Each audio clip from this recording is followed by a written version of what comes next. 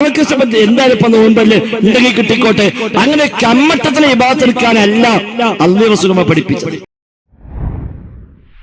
അസ്സലാമു അലൈക്കും വറഹ്മത്തുള്ളാഹി. നിങ്ങൾ കേട്ടല്ലോ, ഫൈസൽ മൗലവി മിഹ്റാജ് നോമ്പുമായി ബന്ധപ്പെട്ട് വലിയൊരു കളവ്, വിശ്വാസ വഞ്ചന ഈ സമൂഹത്തോട് ചെയ്യുന്നുണ്ട്. നമുക്ക് വ്യക്തമായി ഓരോന്നും പരിശോധിച്ച് നോക്കാം. നിങ്ങളോ നിങ്ങളെ കുടുംബത്തിൽപ്പെട്ട ആരെങ്കിലും വിശുദ്ധ ഉംറ യാത്ര ഉദ്ദേശിക്കുന്നുവെങ്കിൽ ഒരു വലിയ സുവർണാവസരമാണ്. ഈ കാണുന്ന വാട്സപ്പ് നമ്പറിൽ ഒന്ന് കോൺടാക്ട് ചെയ്യൂ. എല്ലാവരും ഹൃദ്യമായി സ്വാഗതം ചെയ്യുന്നു. പ്രിയപ്പെട്ട സഹോദരങ്ങളെ, ഈ വഹാബി പ്രസ്ഥാനം എന്ന് പറയുന്നത് ഒറ്റ വാക്കിൽ പറഞ്ഞാൽ നന്മയായ നന്മകളൊക്കെ മുടക്കും, ഒന്നും ചെയ്യാൻ അനുവദിക്കൂല. അങ്ങനെയൊരു വിഭാഗമാണ്. വെറുതെ പറഞ്ഞതല്ല, നമുക്ക് പരിശോധിക്കാം. ഈ ഫൈസൽ മൗലവി തുടർന്ന് പറയട്ടെ. ആളുകൾ എന്ത് ശിർക്ക് ചെയ്താലും, എന്ത് തോന്നിവാസങ്ങൾ മുഴുകിയാലും, ഏത് അന്ധവിശ്വാസം വെച്ച് നിർത്തിയാലും അതൊന്നും എതിർക്കാൻ പലപ്പോഴും ആളുകൾ തയ്യാറാകുന്നില്ല. അതിന് കൂടെ കൂടി കൊടുക്കുക, അതിനും ഫത്വ ഉണ്ടാക്കി കൊടുക്കുക, അതിനും മസ്ക് ഉണ്ടാക്കി കൊടുക്കുക, ചുരുങ്ങിയ പക്ഷം മൗനം പാലിക്കുക. അങ്ങനെ എങ്കിലും ഒരു മൗനാനുവാദം നൽകി അന്ധവിശ്വാസങ്ങൾക്ക് ഒപ്പം കൂടികളായി പലപ്പോഴും മതം പഠിച്ചവർ മാറുന്ന ദയനീയമായ സാഹചര്യം എന്തുണ്ട്. ഓക്കെ, മതം പഠിച്ചവർ മാറുന്നു. ഫൈസൽ മൗലവി ഞങ്ങളെ സംബന്ധിച്ച് പണ്ഡിതന്മാരായ ആളുകൾ എന്തു പറഞ്ഞോ അത് അതുപോലെ പിൻതലമുറകൾക്ക് എത്തിച്ചു കൊടുക്കുന്ന ഡ്യൂട്ടിയാണ് നിർവഹിക്കുന്നത്. അതല്ലാതെ ആ നന്മകളൊക്കെ ശിർക്കാണ്, അത് ബിദ്അത്താണ്, അനാചാരമാണ് എന്ന് നന്മകൾ മുടക്കുന്ന ഒരു സമ്പ്രദായം അത് ഞങ്ങളെ സംബന്ധിച്ചില്ല എന്നിട്ട് അദ്ദേഹം പറയട്ടെ. അവിടെ മുജാഹിദ് പ്രസ്ഥാനം എന്നും ആ ദൗത്യം നിർവഹിക്കാൻ മുന്നിട്ടിറങ്ങിയിട്ടുണ്ട്. ശിർക്കിനെ ശിർക്ക് എന്ന് പറയും, തൗഹീദ് തൗഹീദ് എന്ന് പറയും. എവിടെയൊക്കെ അന്ധവിശ്വാസം കടന്നു വരുന്നുവോ അത് അന്ധവിശ്വാസമാണെന്ന് പറയും.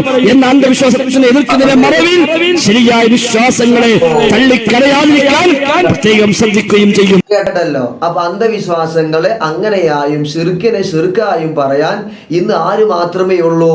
ഈ ഫൈസൽ മൗലവിയുടെ വഹാബി പ്രസ്ഥാനമുള്ളൂ. നമുക്കൊന്ന് പരിശോധിക്കാം. ഫൈസൽ മൗലവി ഈ ശിർക്കിനെ ശിർക്കായി എതിർക്കുന്ന നിങ്ങളെ ഈ എതിർക്കൽ, ഈ ഒരു നന്മയായ പ്രവർത്തനം എവിടം വരെ എത്തിയിട്ടുണ്ട് ഒന്ന് കണ്ടു നോക്ക്, ഒന്ന് ശ്രദ്ധിച്ചു കേൾക്കി. മഹാനായ പണ്ഡിതൻ ഇമാം നവവി അദ്ദേഹത്തിന്റെ ഗ്രന്ഥമായ ശറഹുൽ മുഹദ്ദബിൽ ഓർമ്മപ്പെടുത്തുന്നു, അസ്സുന്നത്തു അൻ യുഅ്ദിന ഫീ ഉദിനിൽ മൗലൂദി. ജനിച്ച കുട്ടിയുടെ ചെവിയിൽ ബാങ്ക് വിളിക്കുക എന്നുള്ളത് സുന്നത്താക്കപ്പെടും. ഓക്കെ, അത് ഞങ്ങൾക്ക് അറിയാവുന്ന വിഷയം തന്നെയാണല്ലോ. ഒരു കുഞ്ഞ് പ്രസവിച്ചാൽ വലത് ചെവിയിൽ ബാങ്ക് കൊടുക്കണം. ബാക്കി പറയൂ. പക്ഷെ അവിടെ നമ്മൾ പ്രത്യേകം ശ്രദ്ധിക്കേണ്ട ഒരു കാര്യം, എന്തോന്ന് ശ്രദ്ധിക്കാൻ വേണ്ടി പറയുന്നുണ്ട്. ഖുർആനും ഹദീസും ഒക്കെ നോക്കി ശിർക്കിനെ ശിർക്കായി എതിർക്കുന്ന ആളുകളല്ലേ, എന്തോന്ന് പറയുന്നുണ്ട്. ശ്രദ്ധയോടെ കേൾക്കണേ നിങ്ങൾ. വലത്തെ ചെവിയിൽ ആൺകുട്ടിയാണെങ്കിലും പെൺകുട്ടിയാണെങ്കിലും വലത്തെ ചെവിയിൽ ബാങ്ക് കൊടുക്കുക എന്നുള്ളതല്ലാതെ ഇടത്തെ ചെവിയിൽ ഇഖാമത്തും കൂടി കൊടുക്കണം എന്നുള്ളത് പുരോഹിത സൃഷ്ടിയും ഇസ്ലാമിൽ ഇല്ലാത്തൊരു വിദഅത്തായ കാര്യം കൂടിയായിട്ടാണ് ഇസ്ലാമിക ചരിത്രം പരിചയപ്പെടുത്തുന്നത്. അങ്ങനെയാണോ? പടച്ച റബ്ബേ, ഇയാള് പറയാണ് ശിർക്ക് ശിർക്കായി പറയുന്ന ആളുകളാട്ടോ. വലത് ചെവിയിൽ ബാങ്ക് കൊടുക്കല് അത് സുന്നത്താണ്, ഇടത് ചെവിയിൽ ഇഖാമത്ത് കൊടുക്കല് അത് പുരോഹിത സൃഷ്ടിയാണ്. അങ്ങനെയാണോ? നമുക്കൊന്നും കൂടി ഒന്ന് വ്യക്തമായി പരിശോധിക്കാം. പറയട്ടെ. ഒരു സമ്പ്രദായം ഇസ്ലാമിലില്ല. ഓക്കെ, നമ്മുടെ വീട്ടിൽ ഒരു കുട്ടി പിറന്നാൽ ഇത് വേറെ മൗലവിയാട്ടോ. അപ്പൊ അവരെ കൂട്ടത്തിൽപ്പെട്ട മൗലവിയാണ്. അപ്പൊ ഈ മൗലവി ഒന്ന് വിശദീകരിക്കുന്നുണ്ടാവും. കേട്ട് നോക്ക്. നമ്മുടെയൊക്കെ വീടുകളിൽ കുട്ടി പിറന്നാൽ ആദ്യം നാം ചെയ്യുന്നത് കുഞ്ഞിന്റെ ചെവിയിൽ ബാങ്ക് കൊടുക്കുകയാണ്. ആണ്, അത് നേരത്തെ മൗലവി എനിക്ക് പറഞ്ഞു നോക്കണു. ബാങ്കാണ് കൊടുക്കേണ്ടത്.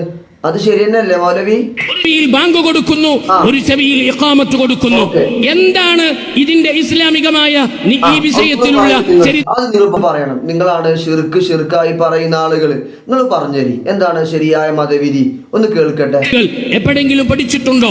നബി സല്ലല്ലാഹു അലൈഹി വസല്ലം തങ്ങളിൽ നിന്ന് അതിന്റെ ശരിതെറ്റുകൾ റസൂലിൽ നിന്ന് നിങ്ങൾ പഠിക്കിൻ, ഹദീസുകൾ നിങ്ങൾ പരിധി നോക്കിൻ. ആ വിഷയത്തിൽ ഉദ്ധരിക്കപ്പെട്ടിട്ടുള്ള ഹദീസുകൾ ദുർബലമാണ്. ബാങ്ക് വിളിക്കാൻ ദുർബലാണ്. അപ്പൊ നേരത്തെ മൗലവി പറഞ്ഞത് ബാങ്ക് കൊടുക്കാന്നല്ല പറഞ്ഞത്. അപ്പൊ അതും ദുർബലാണോ? എന്നാ ഇഖാമത്തിന്റെ വിഷയം ഒന്ന് കേൾക്കട്ടെ. ഒരു കുട്ടി ജനിച്ചാൽ ഇസ്ലാമിൽ അതിന് ഹദീസിന്റെയോ തെളിവിന്റെയോ പിൻബലമില്ല എന്ന് വളരെ കൃത്യമായി നമ്മൾ മനസ്സിലാക്കണം. പടച്ച റബ്ബേ, ഇപ്പൊ നിങ്ങൾ കേട്ടോ, ഈ മൗലവി പറയാണ് ബാങ്കും കൊടുക്കണ്ട ഇഖാമത്തും കൊടുക്കണ്ട, ശിർക്കും തൗഹീദും വ്യക്തമായി പറയുന്ന ആളുകളാണ്. അപ്പൊ മൂന്നാമതൊരു മൗലവി അദ്ദേഹം പറയട്ടെ, ഉള്ള പണ്ഡിതന്മാരൊക്കെ മഹാഭൂരിപക്ഷ പണ്ഡിതന്മാരും സ്വീകരിച്ചു പോകുന്നത് അത് സ്വഹീഹ് അല്ല എന്ന് പറഞ്ഞവർ പോലും, എന്നാലും അത് സ്വഹീഹ് അല്ലട്ടോ, എന്നാലും ബിദ്അത്താണ്, അനാചാരമാണ് എന്ന് പൊതുവെ പറഞ്ഞിട്ടില്ല. അങ്ങനത്തെ രൂപത്തിലേക്ക് അതിനാരും പരാമർശിച്ചിട്ടുണ്ട്. ബിദ്അത്താണെന്ന് ആരും പറഞ്ഞിട്ടില്ല. ഒരു വിഷയത്തില് എത്ര 3 അഭിപ്രായം. ശിർക്കും തൗഹീദും വ്യക്തമായി പറയുന്ന ആളുകളാണ് ഇവരാണ് ഈ മതം പറയുന്ന ആളുകൾ. ഒന്ന് ആലോചിച്ചു നോക്ക് നിങ്ങൾ.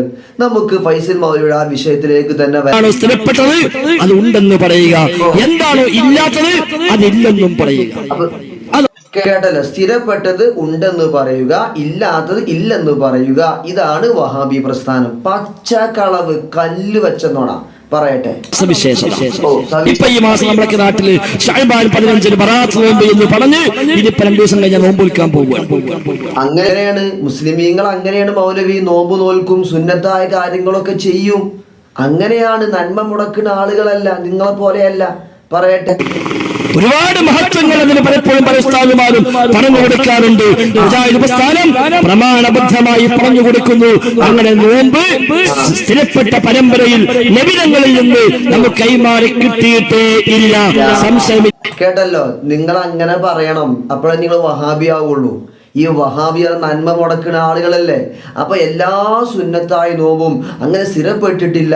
നിങ്ങൾക്ക് വല്ലെങ്കിൽ നോൽക്കാന്നാ പോരെ മൗലവി, പാവങ്ങൾ നോൽക്കട്ടെ, നിങ്ങൾ എന്തിനാ മുടക്കണത് എന്നിട്ട് പറയട്ടെ. കൃത്യമാണ് 2 നോമ്പ്. ഒന്ന് കഴിഞ്ഞ മാസം നോറ്റ റജബ് 27 മിഅ്റാജ് നോമ്പ്, ശഅബാൻ 15 ബറാഅത്ത് നോമ്പ്. ഈ 2 നോമ്പുകളും യഥാർത്ഥത്തിൽ യാതൊരു അടിസ്ഥാനവുമില്ല. ശഅബാൻ 15 നോമ്പിന് ദുർബലമായ ലഈഫായ യാതൊരു അടിസ്ഥാനവുമില്ല. ഇയാളെ വക ഒന്ന് കിതാബ് ഓതി പഠിച്ചൂടെ? യാതൊരു അടിസ്ഥാനവുമില്ല. ചങ്ങായി, അനക്ക് നോൽക്കാൻ വയ്യെങ്കിൽ നീ നോൽക്കണ്ട. നോൽക്കുന്ന പാവങ്ങളായ വിശ്വാസികളുണ്ട്, അവര് നോൽക്കട്ടെ. ഈ നന്മ എന്തിനു മുടക്കുന്നു?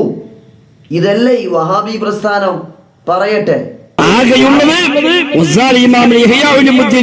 ഒരു റിപ്പോർട്ട് കാണാം, റജബ് 27 നോമ്പ് നോറ്റാൽ 60 മാസത്തെ നോമ്പിന്റെ കൂലി കിട്ടും എന്നൊരു കഥ ഗസാലിയുടെ ഉണ്ട്. അതിൽ നിന്ന് കേട്ടല്ല ജനങ്ങളെ, എവിടെയും റിപ്പോർട്ട് ചെയ്യപ്പെട്ടിട്ടില്ല, സഹിയായി വന്നിട്ടില്ല. ആകെയുള്ളത് ഗസാലി ഇമാമിന്റെ ഇഹ്യാ ഉലൂമുദ്ദീൻ. അത് കഥയാണ് പോലും, അത് പോരെ. ഗസാലി ഇമാമ് തള്ളപ്പെടേണ്ട ആളാണോ? പറയും മൗലവി, നിങ്ങൾ തള്ളപ്പെടേണ്ട ആളാണോ? മഹാനായ പണ്ഡിതനല്ലേ? തള്ളപ്പെടേണ്ട ഇമാമാണോ ഗസാലി ഇമാമ്? ആകെയുള്ളത് ഗസാലി ഇമാമിന്റെ ഇഹ്യാ ഉലൂമുദ്ദീനാണ്. അപ്പൊ നിങ്ങൾക്ക് നോൽക്കാൻ സൗകര്യമില്ലെങ്കിൽ ഞങ്ങൾക്കത് വേണ്ട എന്ന് പറഞ്ഞാൽ പോരെ. അതില്ല, അത് ബിദ്അത്താണെന്ന് പറയേണ്ട ആവശ്യമുണ്ടോ?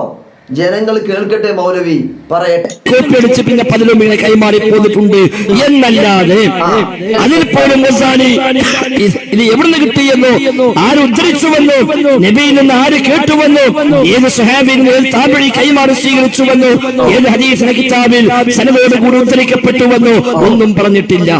ഒരു കാര്യം സ്ഥിരപ്പെടാൻ ഖുർആൻ, ഹദീസ്, ഇജ്മാ, ഖിയാസ് 4 തെളിവിൽ ഏതെങ്കിലും ഒന്നുപോലെ ഈ ഹദീസ് തന്നെ വേണമെന്നുണ്ടോ? ഇനി ഞാൻ ചോദിക്കട്ടെ പ്രിയപ്പെട്ട സഹോദരങ്ങളെ, എന്താണ് ഹദീസ് എന്ന് പറഞ്ഞാൽ? മുത്തുനബി സല്ലല്ലാഹു അലൈഹി വസല്ലമ തങ്ങളുടെ ജീവിതകാലത്തെ ഈ വാക്ക്, പ്രവൃത്തി, മൗനാനുവാദം, ഈ എല്ലാ ഹദീസും നിലവിൽ നമുക്ക് ലഭ്യമാണോ?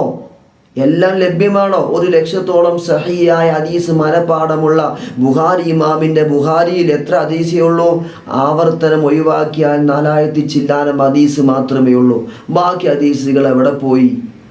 നമുക്കത് ലഭിച്ചിട്ടുണ്ടോ? അതുമല്ല, ഈ ബുഖാരി ഇമാം ഷാഫി മദ്ഹബുകാരനാണ്. അപ്പോൾ ഒരു വിഷയം, ഒരു മസ്അലപരമാകുന്നൊരു വിഷയം ഹദീസിലുണ്ടോ എന്നല്ല നമ്മൾ നോക്കേണ്ടത്, അത് ഫിഖ്ഹിന്റെ കിതാബിലുണ്ടോ എന്നാണ്. മനസ്സിലാവുണ്ടോ? ഫിഖ്ഹിന്റെ കിതാബിലുണ്ടോ, അതാണ് നാം പരിശോധിക്കേണ്ടത്. അതല്ലാതെ ഹദീസുണ്ടോ എന്ന ചോദ്യം തന്നെ അത് ശരിയല്ല, തെറ്റാണ്. എന്തുകൊണ്ട്? ഹദീസിലുണ്ടെങ്കിലേ ഞങ്ങൾ സ്വീകരിക്കൂ എന്ന വാദമുള്ളവർക്കല്ലേ ആ ചോദ്യം പ്രസക്തമാവുകയുള്ളൂ. അദ്ദേഹം പറയട്ടെ. പച്ച കളവും ഇനിയും പറയുന്നുണ്ട്, കേട്ടു നോക്ക്. ആ റിപ്പോർട്ടിലും മിഹ്റാജ് നോമ്പ് എന്നൊന്നില്ലതാനും റജബ് 27 നോമ്പ് നോറ്റാൽ എന്നേ ഉള്ളൂ. അപ്പൊ അതുപോലെ അന്നല്ലേ മിഹ്റാജ്, അന്നാണ് മിഹ്റാജ് എന്ന് പണ്ഡിത ലോകത്ത് അഭിപ്രായ ഐക്യമില്ല. കേട്ടോ, റജബ് 27 അന്ന് മിഹ്റാജ് എന്ന് അംഗീകരിക്കാൻ പോലും ഈ സാധുവിനിക്ക് പ്രയാസം. എന്തിനാണ്? അന്ന് നോമ്പ് നോൽക്കാൻ പാടില്ല. നിങ്ങൾക്ക് നോൽക്കുന്നില്ലെങ്കിൽ നോൽക്കാതിരുന്നാ പോരെ. എന്നിട്ട് അഭിപ്രായ വ്യത്യാസങ്ങളുണ്ട്. എന്താണ് മൗലവി? അപ്പൊ ഒരഭിപ്രായം അങ്ങനെ ഉണ്ടല്ലോ, അതൊന്ന് പരിഗണിച്ചുകൂടെ നിങ്ങൾക്ക്? നമുക്ക് വേണ്ട, നമ്മൾ നോൽക്കൂല, നമുക്കത് പറ്റൂല. എന്തുകൊണ്ട്? നമ്മൾ മുജാഹിദിന്റെ ആളുകൾ വഹാബികളാണ്. അതെന്നെ മറുപടി പറയട്ടെ. ആ നയപ്രകാരം നോക്കുമ്പോൾ മിഹ്റാജ് നോമ്പ് എന്ന നോമ്പ് കാണുക സാധ്യമല്ല.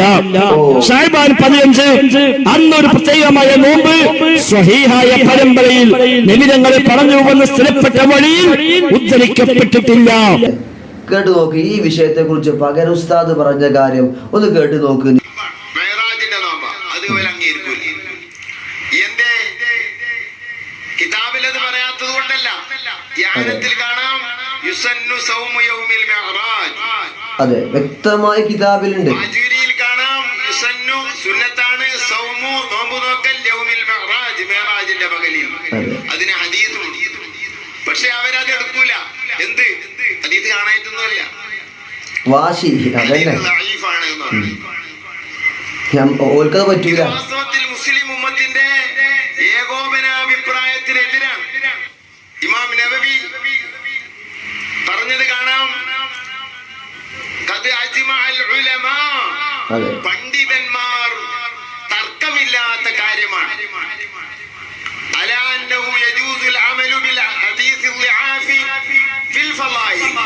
ശ്രദ്ധിച്ചു കേൾക്ക്. ഒരു സ്ഥലത്തൊന്നുമല്ല, നെയ്മ മാത്രമൊന്നുമല്ല പറഞ്ഞില്ല. ഇത് കുറേ കിതാബുകളിൽ കാണാൻ കഴിയും. ഞാൻ ഒന്ന് പറഞ്ഞു എന്ന് മാത്രം. ലൈഫായ ഹദീസ് കൊണ്ട് ഫളായിലുൽ അമാലിൽ പറയാമെന്നത് ചെയ്യാമെന്നതിൽ തർക്കമില്ല. പണ്ഡിത ലോകത്ത് തർക്കമില്ല. നന്മകൾ മുടക്കുന്നു, അതല്ലാതെ പ്രത്യേകിച്ചൊന്നും പറയാനില്ല. പിന്നെ ഈ ഫൈസൽ മൗലവി ഇത് ഷാഫി മദ്ഹബിലില്ല, കിതാബിലില്ല. എത്ര കിതാബിലുണ്ട്? കിതാബ് ഒന്ന് മറിച്ചു നോക്കണ്ടേ, അപ്പോഴല്ലേ കാണുള്ളൂ. കണ്ടു നോക്ക്, 5 കിതാബാണ്.